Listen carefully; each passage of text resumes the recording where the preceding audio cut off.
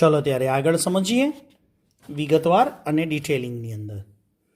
जो हवे अहींया अंडकोष जनन ने समझवू छे तो प्रथमथी समझीए कि गर्भनी अंदर जे बाळक छे, गर्भमां जे बाळक होय ए बाळक मादा जन्मे एटले के मादा तरीके होय। जन्मनी वात तो पछी छे, पण घरमां फलन थई अने जे युग्मन ज छे अने जातिने आपणे 6 महीने ओळखी शकाय कि गर्भनी जाति नर के मादा छे ए आफ्टर 6 मंथ पछी ओळखाय कि आ बाळक बाबो छे के बेबी। ज्यारे ए गर्भमां बाळक मादा होय त्यारथी ज આપણે એમ કહી શકીએ કે અંડકોષ જનનની ક્રિયા જે છોકરી અથવા તો જે પુત્રી એ ગર્ભમાં છે ને એના વિકાસ દરમિયાન જ એમાં અંડકોષ જનન ક્રિયાનું સ્ટાર્ટિંગ શરૂ થઈ ગયું હોય। પણ કેવી રીતે એને આપણે સમજીએ। गर्भ विकास एटले के भ्रूणीय जीवन, ज्यारे ए गर्भमां बाळक मादा होय, छोकरी होय, बेबी होय त्यारे एवा समये ज्यारे अंडपिंडनुं निर्माण थाय, मैं हमणां कीधुं 6 महीने जातिने ओळखी शकाय एटले ऑलरेडी 6ठा महीने अंडपिंड स्पष्ट सोनोग्राफीमां क्लियर थाय त्यारे डॉक्टर कही शके के गर्भमां बाबो छे के बेबी। पण गुनो छे, आवुं केवुं गुनो छे एनी चर्चा आना पछीना चेप्टरमां विगतवार करीशुं। हवे मित्रों अहींया आवी जाओ पाछा। ए गर्भमां अंडपिंड होय त्यारे ए अंडपिंडमां लाखो जनन मातृकोष निर्माण पामे। लाखो जनन मातृकोष एटले अंडपिंडनी फरते पण ट्यूनिका आल्बुजिनिया छे अने ट्यूनिका आल्बुजिनिया एटले ज जनन अधिच्छदीय पेशी अने जनन अधिच्छदीय पेशीमां जनन अधिच्छद कोषो होय अने ए जनन अधिच्छद कोषो ज एटले ज जनन मातृकोष जेने आपणे आदिपूर्व अंडकोष कहीशुं। हवे ए 9 महीना पूरा थई गया, 9 मंथ कम्प्लीट। हवे प्रसव क्रिया थाय त्यारे बाळकीनो जन्म थाय એટલે જે બાળકી છે અંદર ગર્ભમાં એનો જન્મ થાય। એ જન્મ બાદ એના અંડપિંડમાં કોષ વિભાજન પામી ગુણન તબક્કો ચાલે। આપણે વાત કરી હતી ને શુક્રપિંડમાં શુક્રકોષો નિર્માણ થાય વખતે ગુણન તબક્કો। એ કોષ વિભાજન પામીને ગુણન તબક્કો થાય त्यारे एमां प्राथमिक पूर्व अंडकोष निर्माण पामे। हवे जन्मथी युवान आरंभ अवस्था सुधी, हवे बाळकी जन्मे त्यांथी एनो युवा अवस्था युवानीनो आरंभ थाय ने, जन्मथी युवानीनो आरंभ थाय ने त्यां सुधीमां मोटी संख्या में प्राथमिक पुटिकाओ निर्माण पामे। पण ज्यारे ए युवान आरंभे जन्मथी युवान अवस्था सुधी, युवान अवस्थाना आरंभ सुधी मोटी संख्या में प्राथमिक पुटिकाओ होय पण धीमे धीमे धीमे घटती जाय ने युवाननो आरंभ थाय युवानीनो त्यारे मात्र 60 થી 80 हज़ार ज अंडपुटिकाओ बाकी वधे। એટલે એનો અર્થ એવો થયો કે જન્મ સમયે અંડપિંડમાં અંડપુટિકાઓ લાખોની સંખ્યામાં છે, પણ જ્યારે એ પુખ્ત થવાની હોય એ બાળકી પુખ્ત થાય ત્યારે એવા સમયે એના શરીરના અંડપિંડમાં માત્ર 60 થી 40 હજાર પ્રાથમિક અંડપુટિકા બાકી રહે। આ દરેક અંડપિંડની સંખ્યા છે।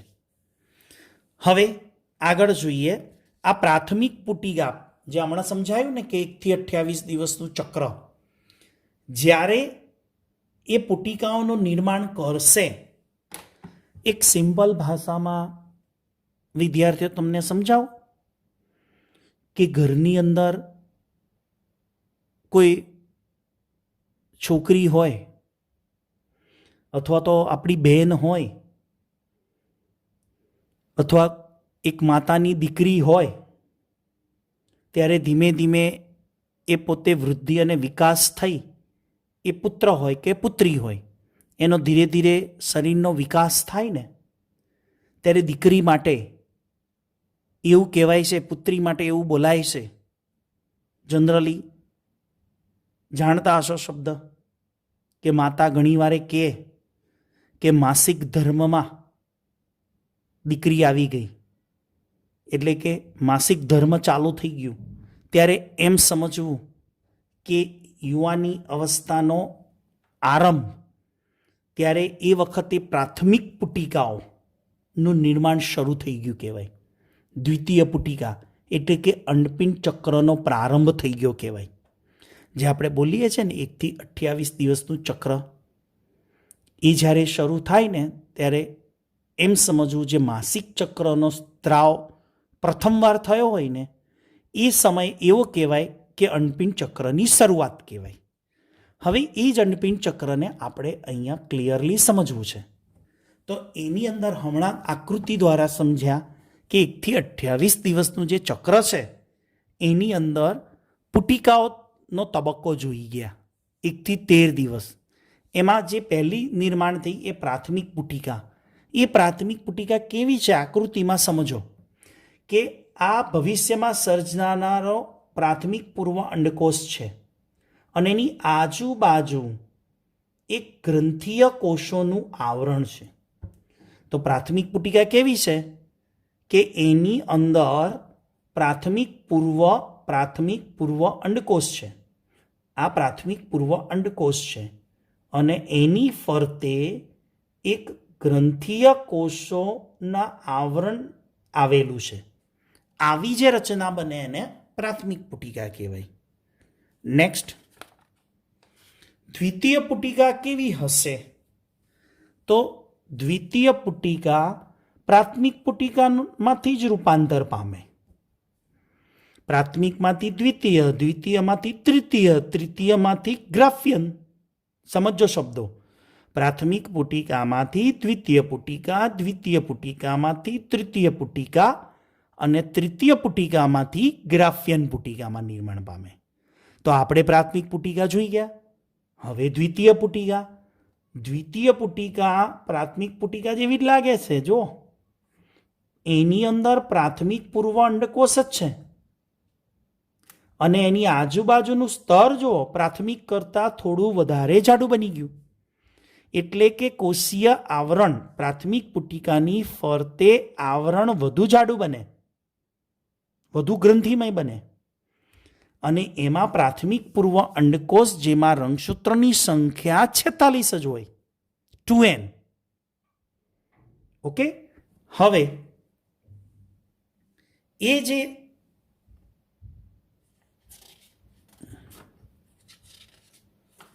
આકૃતિ છે હવે તૃતીય પુટિકાની, તૃતીય પુટિકા એ દ્વિતીય પુટિકાઓ જેવી જ છે, પણ એમાં શું થયું? જો તૃતીય પુટિકામાં આ જે આવરણ છે એના બે ભાગ પડી ગયા.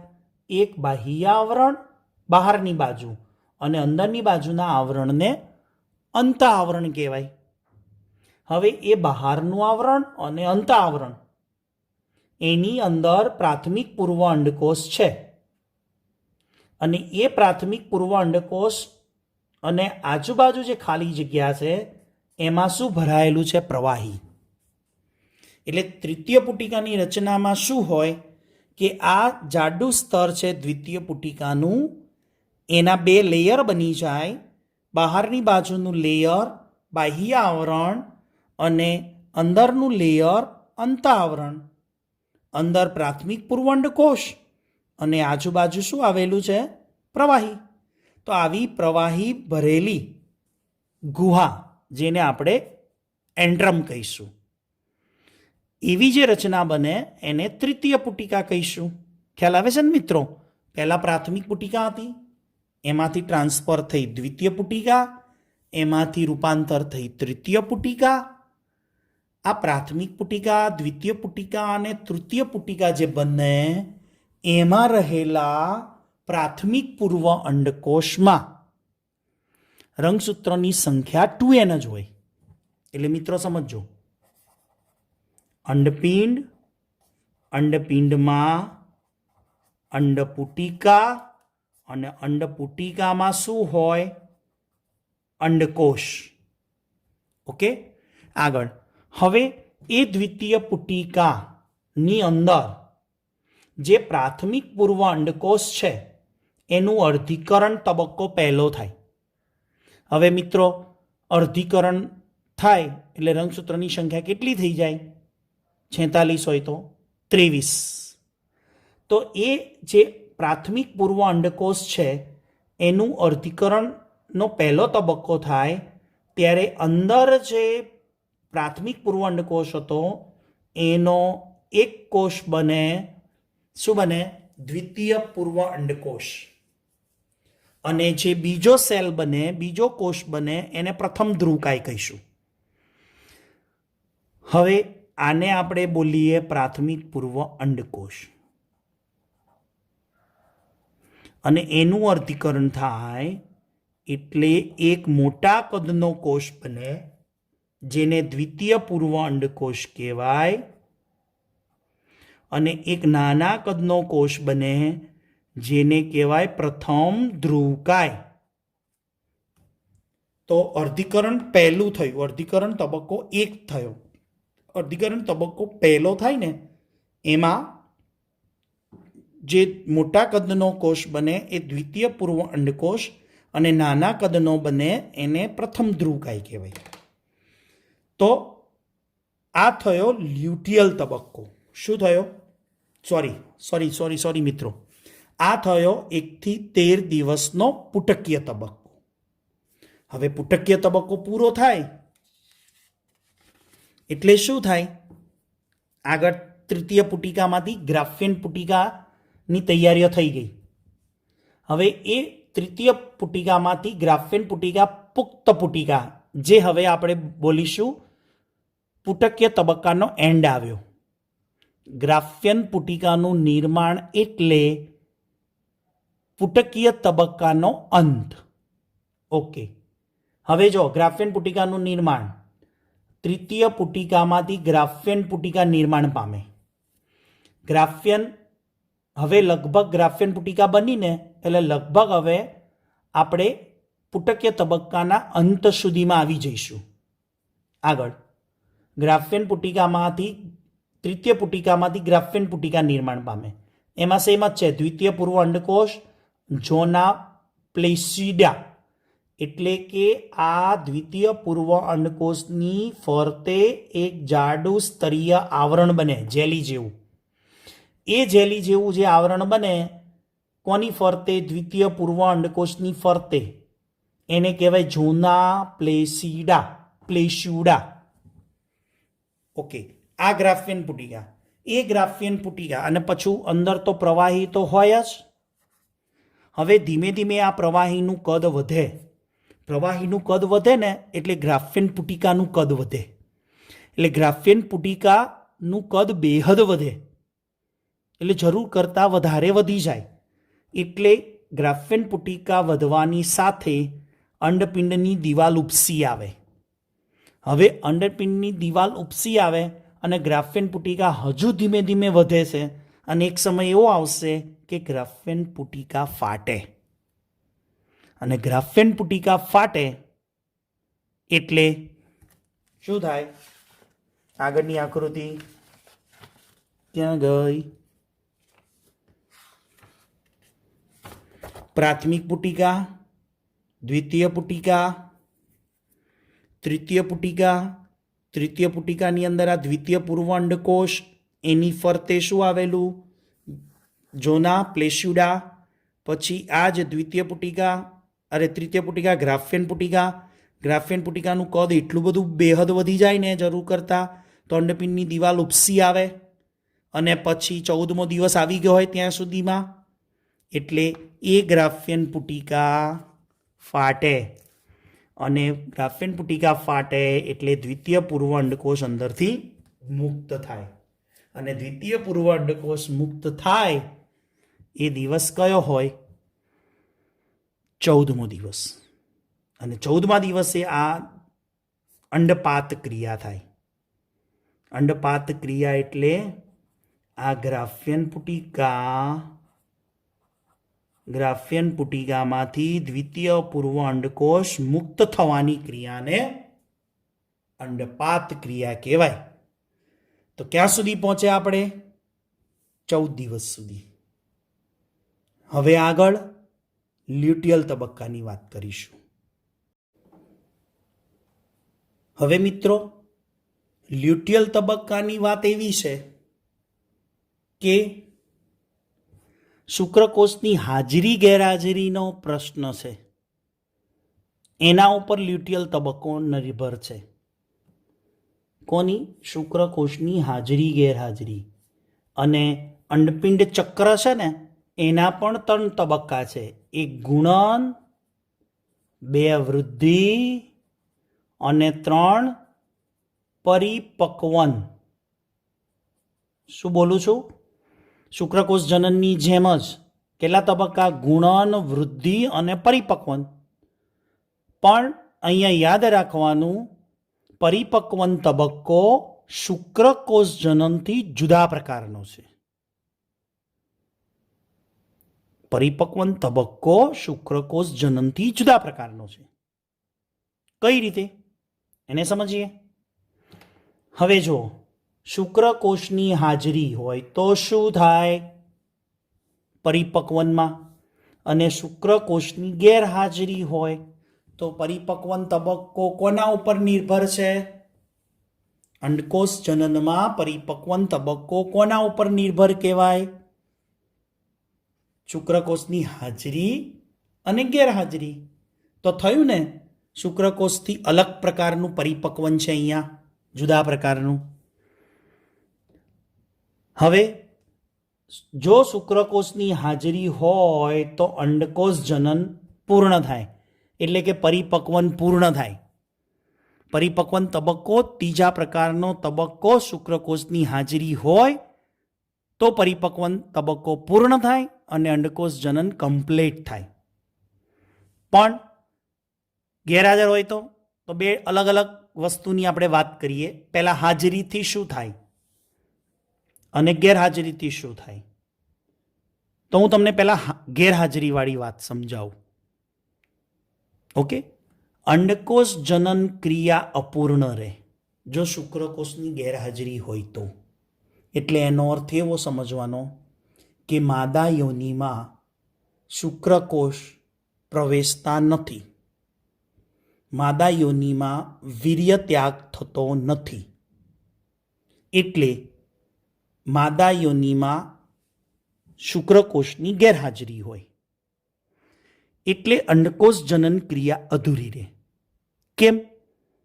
અંડકોષને શુક્રકોષ મળતો નથી.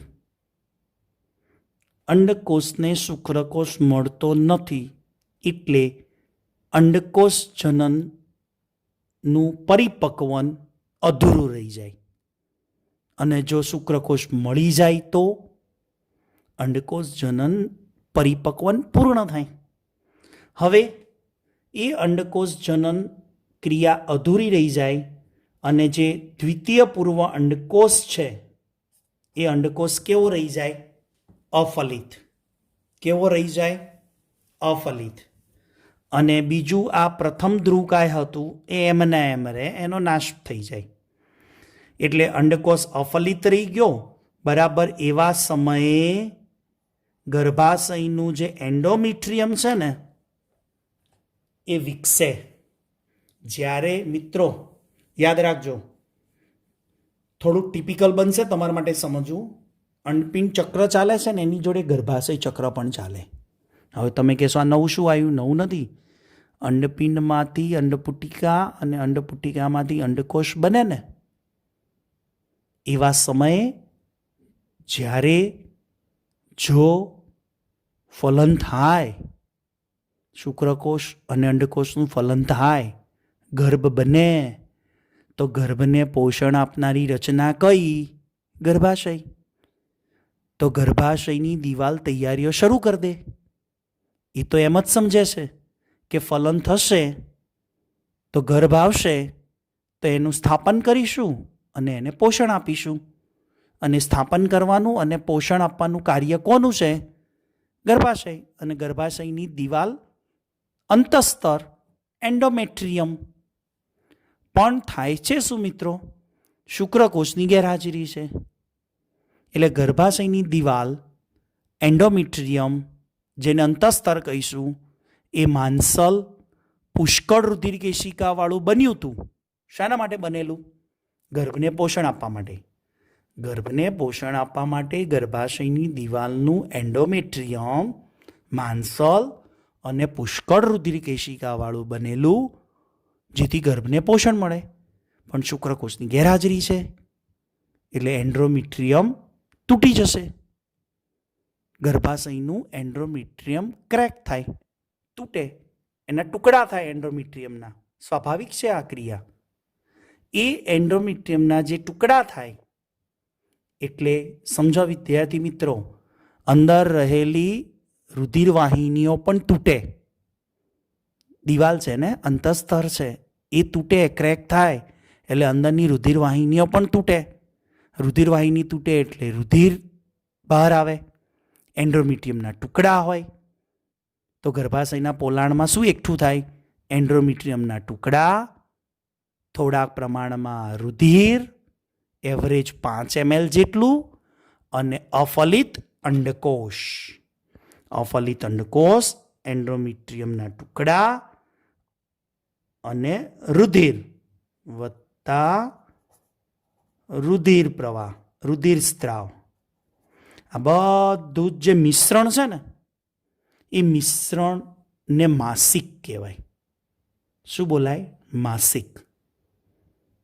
અને યોની દ્વાર વડે શરીરની બહાર એનો નિકાલ થાય એટલે એને શું બોલીશું? માસિક સ્ત્રાવ. આ એક પ્રકારનો શું કહેવાય? ગર્ભાશયના પોલાણમાં શુક્રકોષની ગેરહાજરીથી સર્જાયેલો કચરો. એને રખાય તો નહીં, એટલે એનો શરીરની બહાર નિકાલ થાય. એને બોલાય માસિક સ્ત્રાવ અથવા ઋતુસ્ત્રાવ અથવા રજોદર્શન. અને આ પ્રક્રિયા, જે સ્ત્રાવની પ્રક્રિયા છે, એ એવરેજ 3 થી 4 દિવસ સુધી સતત થોડા થોડા પ્રમાણમાં આ સ્ત્રાવ થતો જાય. ત્યારે પછી નવા અંડપિંડ ચક્રનો પ્રારંભ થાય. ઓકે, વારાફરતી એક એક અંડપિંડ ચક્ર ચાલે. હવે જો મિત્રો હાજરી હોય તો શું થાય? હાજરી હોય તો જે દ્વિતીય પૂર્વ અંડકોષ છે એનું બીજું અર્ધીકરણ થાય. એટલે કે અર્ધીકરણનો અડધો તબક્કો બીજા નંબરનો છે એ પૂર્ણ થાય. એટલે અંડકોષ બનશે, પછી દ્વિતીય ધ્રુવકાય બનશે, અને જે પ્રથમ ધ્રુવકાય હતું એના બીજા 2 ધ્રુવકાય બનશે. હવે જે મુખ્ય છે આપણે અંડકોષ, એ દ્વિતીય પૂર્વ અંડકોષમાંથી અંડકોષ નિર્માણ થયો. એની અંદર નર પ્રકોષ, માદા પ્રકોષ કેન્દ્ર કહેવાય. એનું શુક્રકોષની હાજરીથી ફલન થાય, ફલિતાંડ બને, એટલે કે યુગ્મનજ બને, અને યુગ્મનજમાંથી શું બને? ગર્ભ બને. તો આ ક્રિયા ગર્ભ બનવાની થઈ. જો શુક્રકોષની હાજરી હોય તો ગર્ભ બને, શુક્રકોષની ગેરહાજરી હોય તો શું થાય? માસિક સ્ત્રાવ. સમજાય છે? એનો અર્થ એવો થયો કે ગર્ભવતી સ્ત્રી હોય એમાં માસિક સ્ત્રાવ થતો નથી. નંબર 1, એમાં માસિક સ્ત્રાવ થતો નથી. નંબર 2, અંડપિંડ ચક્ર પણ ન ચાલે. જે સ્ત્રી ગર્ભ ધારણ કર્યો, એટલે કે એના બોડીમાં અંડકોષનું શુક્રકોષ વડે ફલન થઈ ગયું, ગર્ભ બની ગયો, તો પછી નેક્સ્ટ અંડપિંડ ચક્ર તો ચાલવાનું નહીં, એટલે એનો અર્થ કે માસિક સ્ત્રાવ થશે નહીં, રજોદર્શન થશે નહીં. ક્યારે થશે? જ્યારે બાળકને જન્મ આપશે આફ્ટર 9 મંથ.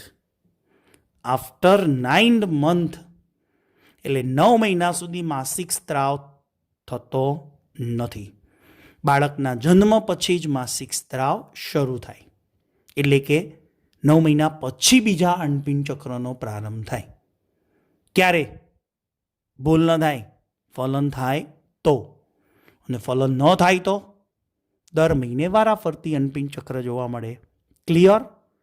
આની સમજૂતી આપણે ચાર્ટ દ્વારા એટલે કે ચિતાર દ્વારા લઈએ. જો અહીંયા એક અંડકોષ જનનની યોજનાકીય રજૂઆત જેમ શુક્રકોષ જનનની હતી ને એ જ પ્રમાણે આને કહીશું આપણે જનન અધિચ્છદીય કોષ. એટલે કે એનું ગુણન થાય. ગુણન થાય એટલે સંવિભાજન. સંવિભાજનના તબક્કા પૂરા થઈ ગયા ત્યારે શું બોલાય? અંડમાતૃકોષ. શું બોલાશે? અંડમાતૃકોષ. પછી વૃદ્ધિ થાય. અંડમાતૃકોષની વૃદ્ધિ થતી જાય એમ શું બનશે? પ્રાથમિક પૂર્વ અંડકોષ બનશે. શું બનશે? અંડમાતૃકોષમાંથી પ્રાથમિક પૂર્વ અંડકોષ. અને એ વૃદ્ધિ પછીનો તબક્કો આવે પરિપક્વન. ત્યારે પ્રાથમિક પૂર્વ અંડકોષ છે આ, એનું અર્ધીકરણ 1 થશે. એટલે કે અર્ધીકરણનો પહેલો તબક્કો, પહેલા તબક્કાની અંદર મોટા કદનું બને એ દ્વિતીય પૂર્વ અંડકોષ, નાના કદનું બને એ પ્રથમ ધ્રુવકાય. ક્લિયર? હવે હમણાં સમજાયું એમ શુક્રકોષની હાજરી કે ગેરહાજરી? જો ગેરહાજરી હોય તો દ્વિતીય પૂર્વ અંડકોષનું પરિપક્વન કેવું રહી જાય? અપૂર્ણ. અંડકોષ કેવો રહી જાય? અફલિત. અને એન્ડ્રોમેટ્રિયમના ટુકડા અને રુધિર સ્ત્રાવ થાય એને આપણે માસિક સ્ત્રાવ કહીશું. અને જો શુક્રકોષની હાજરી હોય તો શું થાય? આ શુક્રકોષની હાજરી ગેરહાજરીથી આ આડી લાઈન દોરી છે ને મેં, એ શુક્રકોષની હાજરી ગેરહાજરીને આધારે સમજાયું છે. જો ગેરહાજર રહે તો આ બાજુ, હાજર રહેશે તો શું થાય છે? દ્વિતીય પૂર્વ અંડકોષનું પરિપક્વન પૂરું થાય. એટલે કે કયો તબક્કો આવે? અર્ધીકરણનો બીજો તબક્કો. ખ્યાલ આવે છે ને મિત્રો? અર્ધીકરણ, એક સંપૂર્ણ અર્ધીકરણ 2 તબક્કામાં થાય. યસ, એક બીજો તબક્કો પૂર્ણ થાય ત્યારે શું બનશે? અંડકોષ અને દ્વિતીય ધ્રુવકાય. અને આ અંડકોષ સાથે શુક્રકોષનું ફલન થાય. ફલન થઈ અને શું બને? ગર્ભનું નિર્માણ. ગર્ભનું નિર્માણ થાય એટલે માસિક સ્ત્રાવ શું થઈ જાય? બંધ. સમજાઈ ગયું? તો આ જે છે પરિપક્વન તબક્કો એ શુક્રકોષ જનન કરતા તદ્દન અલગ છે ને. અહીંયા શુક્રકોષની હાજરી ગેરહાજરીથી અંડકોષનું પરિપક્વન પૂર્ણ થવું કે અપૂર્ણ રહેવું. હવે કોઈ પણ ક્વેરી હોય તો ઝૂમ ઉપર ક્વેશ્ચન પૂછી શકો છો, તો એનું સોલ્યુશન ત્યાં આપણે આપીશું. થિયરીને સમજવાનો પ્રયત્ન કરજો, રિવાઇન્ડ કરજો વિડીયો, ચોપડીની એનસીઆરટીની લાઈનો વાંચજો. છતાં પણ ક્વેરી કોઈ હોય તો વિના સંકોચે ઝૂમ લેક્ચર ઉપર પૂછી શકો છો. જય સ્વામિનારાયણ.